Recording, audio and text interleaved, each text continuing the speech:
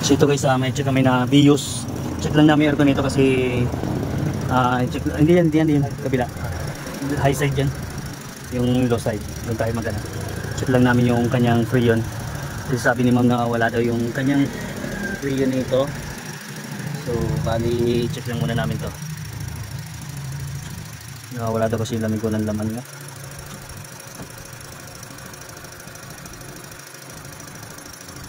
Wala nga talaga. Yun, meron.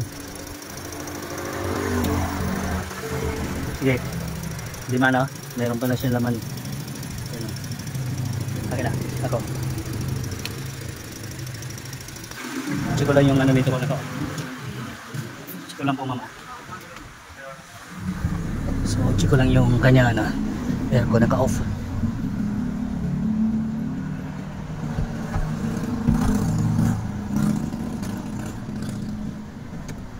So ayan, naka-off lang yung kanya ano.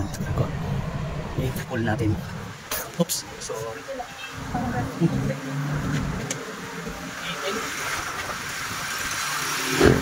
Ayan yung karga niya guys, kulang na talaga siya. Bali, nababa na yung karga niya. 19. Patingin natin.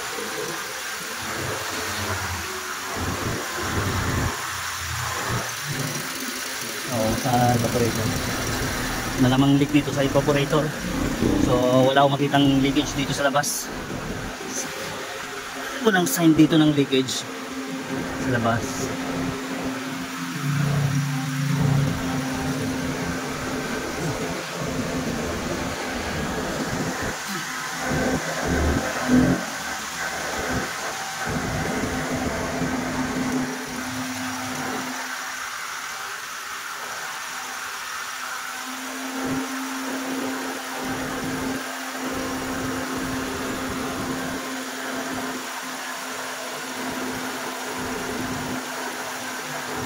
So bali dinagdagan lang daw to nung October lang. So wala na naman siyang lamang freon.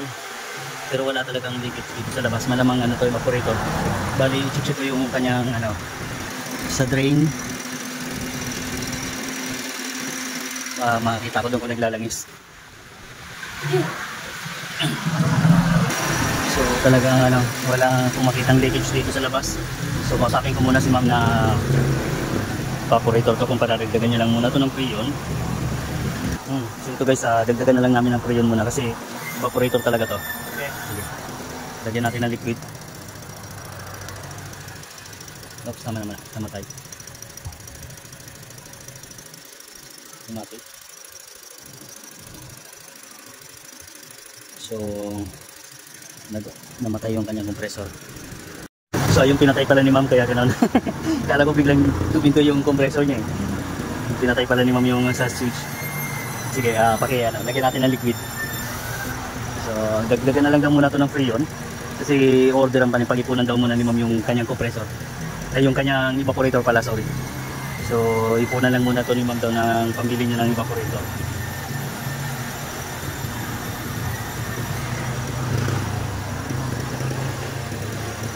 So bali linisin ko na lang din yung kanyang condenser para ano, dahil ang dumi. Pasuyo ako brad ng ano natin, hose, pang pressure.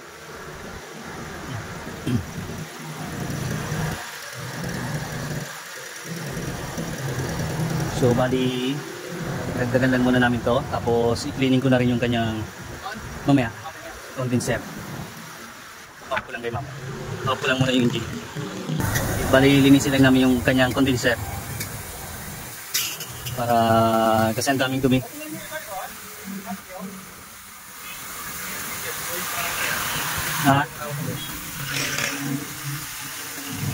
Oops, baka maano pa dyan ha. Alanganin pala yung parking ko. Malalim yan, lampas tao yan.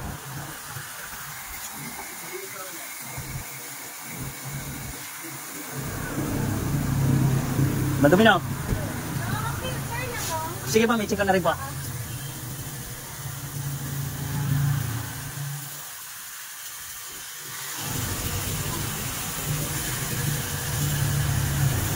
Bali, check ko na rin guys yung kanyang filter dito.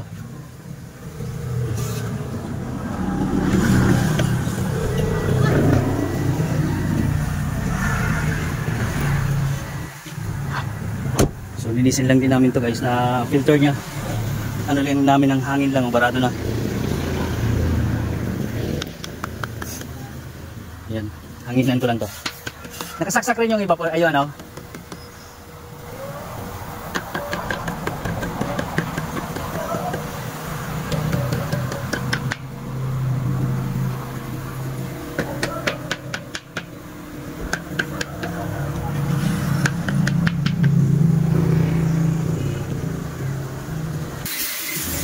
So okay na to, malinis na. Ayan. Pakipatay na lang. Ayan. So start ko lang ulit to guys.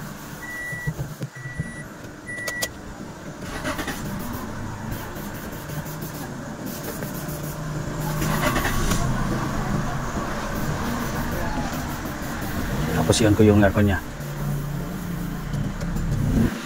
So pull ko lang para dahil magkakarga pa ako.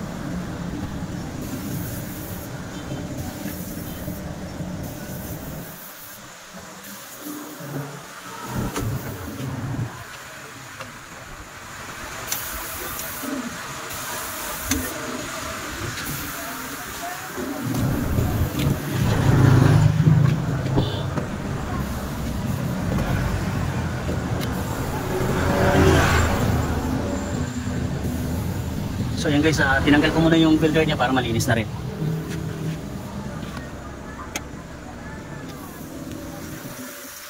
Okay, ilan na yung karga niya? 30. Ang pinaka aircon sa kamay lang. Cleaning ko ma'am. 500 lang po. So medyo mababa yung kanyang idle nung makina niya, kaya ano ko lang muna, revolution ko lang ng para gumanda yung ng preo ng compressor. So ayan, kasi medyo mataas yung reading ng doon. Nasa 40 na, pero wala pa rin siyang moisture yung suction niya. Kaya ko lang, taasan ko lang yung idle muna. Revolution ko lang muna yung Pero ito, ang ganda na ng lamig niya, oh. Ang ganda na ng kanyang buka, yung lamig. Yan, talas na sa balat. Kapababa pa naman yung reading ng doon sa manifold gauge pag nagkumpleto na yung kanyang dito, Freon.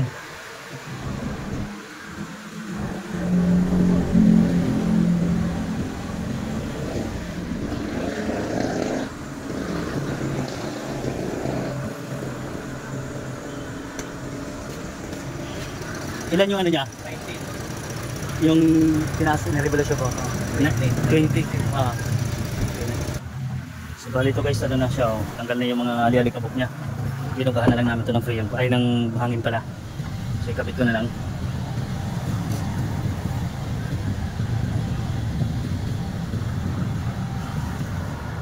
Makahain na ito kaya? Yan.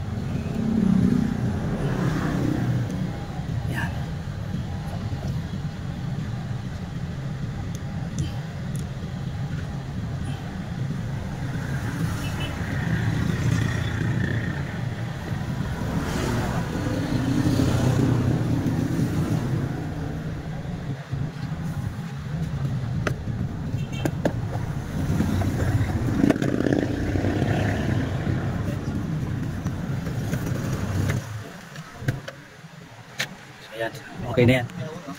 Ay, sandali. Ayan, walang awang yan. Bali, tignan ko lang yung kanyang drain niya kung saan pumapatak yung tubig dito sa galing sa evaporator para masahuran kung makita ko talaga yung match ko yung kung may kasamang langis yung kanyang tubig. So bali ito guys, okay na to. Okay na yung kanyang lamig dito. Kompleto na yung kanyang freon. Ang ganda na yung lamig niya dito. Okay na yan.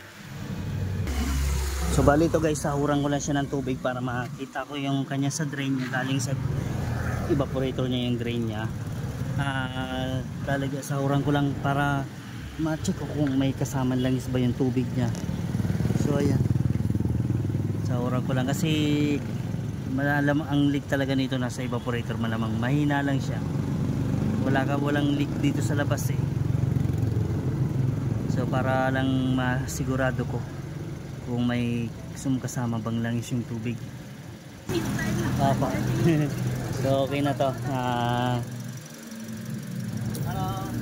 Magamit nyo pa naman to ma'am, mga abutin pa rin naman siguro gaya natin mga 3 months para mapag-ipunan nyo.